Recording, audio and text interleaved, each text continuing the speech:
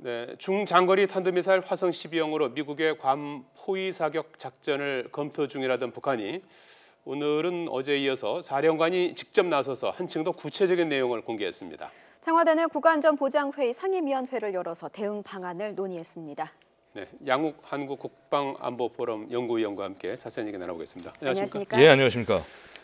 청와대가 오늘 NSC 상임위원회를 열었지 않습니까? 예, 그렇습니다. 예, 정의용 국가안보실장 주재로 해서 2시간 동안이나 길게 회의가 진행이 됐는데 그만큼 상황을 좀 엄중하게 보고 있다는 반증인가요? 예, 그렇습니다. 뭐 지금 일단 북한의 예를 들어서 언어 수위가 굉장히 높아졌고 사실 뭐 트럼프 대통령도 더 뭐 예를 들어서 뭐 분노와 화염이라는 얘기까지도 꺼낼 정도로 굉장히 상황이 심각하기 때문에 이 부분에 대해서 사실 상임위원회 역할이 그렇습니다. 이제 대통령 참가하신 회의하고 틀리게 여기는 굉장히 실무적인 얘기들을 나오는 자리고 실제 우리가 할 수 있는 게 무엇인가를 놓고 외교, 국방, 통일 각 분야에서 이 소위 말해서 정말 실무자들이 그 내용을 하는 거기 때문에 당연히 회의 내용은 길어질 수밖에 없을 것이고요. 다만 이제 좀 답답함이라면은 이런 상황 속에서 사실 우리가 쓸 수 있는 카드가 그닥 많지가 않다. 외교적 카드 같은 경우도 상당 부분은 어떤 미국과의 공조라는 부분이 중심이 될 수밖에 없다라는 것이 한계겠습니다. 일단 거기서 나온 얘기는 한반도에서 긴장 고조 행위를 즉각 중단하라 이렇게 촉구를 했어요. 예, 그렇습니다. 한편으로 외교적 노력도 적극적으로 전개하겠다. 예, 사실은 이제 외교적 노력을 적극적으로 전개하겠다는 말 자체가 우리가 갖고 있는 어떤 그 실제 북한을 압박할 수 있는 부분에 있어서 한계가 있을 수밖에 없기 때문에 특히 핵과 미사일 관련된 부분은 북한이 대한민국을 대화의 대상으로 보지 않습니다. 그래서 그런 부분들 때문에 결국은 어떤 논의에도 그리고 우리의 대응에도 좀 한계가 있을 수밖에 없다. 결국 지금 상황에서 미국을 잘 활용하는 방법이 굉장히 중요한 방법 중에 하나일 수밖에 없겠습니다. 미국을 잘 활용을 해야 할 텐데 사실 북한과 미국이 지금 강대강 대치를 이어가고 있습니다. 특히나 북한은 또 오늘 이런 발표를 했습니다. 화성 12형 4발의 동시 발사 계획에 대해서 한층 더 뭐 구체적이고 뭔가 위협의 수위를 높이는 그런 발언들을 했거든요. 예, 그렇습니다. 뭐 실제 거리까지 뭐 한 3,366km인가 거리, 그다음에 비행 시간 뭐 1,063초 이렇게 구체적 수치까지 대치를 하면서 얘기를 하면서 했다라고 하는 것은요. 이거는 구체적으로 어떤 이 공격을 할 때 어떤 식으로 비행 경로가 될지 이런 것들에 대한 세부적인 검토를 해봤다, 시뮬레이션 다 해봤다는 얘기가 되는 것이고요. 그만큼 실제 공격이라든가 그런 능력에 대해서 자신감이 있다라는 표현이기도 하겠습니다.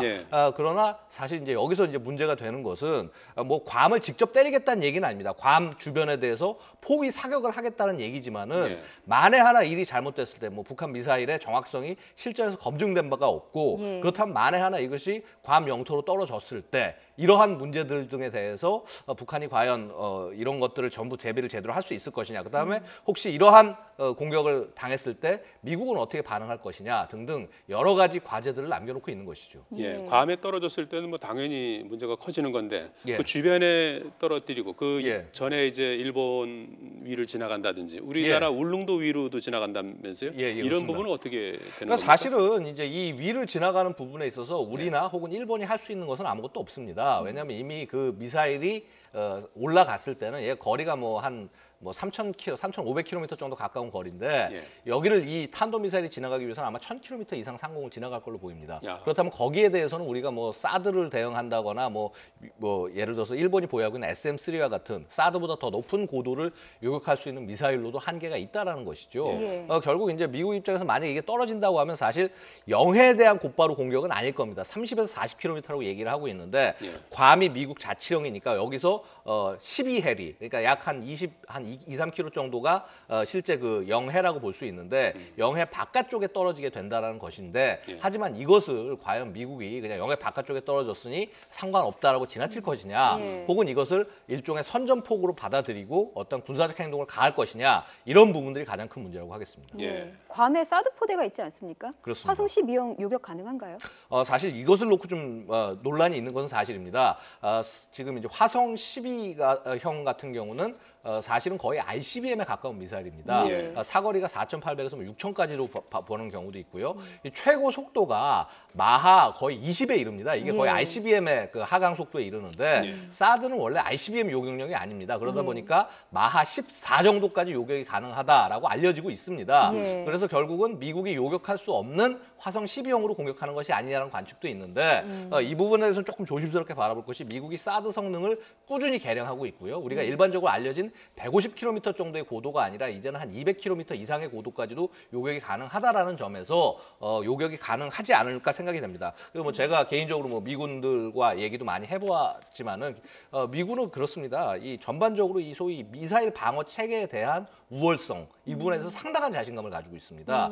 그래서 뭐 꼭 사드뿐만 아니라 SM-3 그러니까 그 이지스함에서 운용하는 예. 미사일이 있습니다. 뭐 250에서 500까지도 요격이 가능하다고 나오는데 SM-3를 먼저 전방에 사전 배치해서 요격을 한다거나 하는 식으로 다층 방어를 구성할 것으로 보입니다. 예.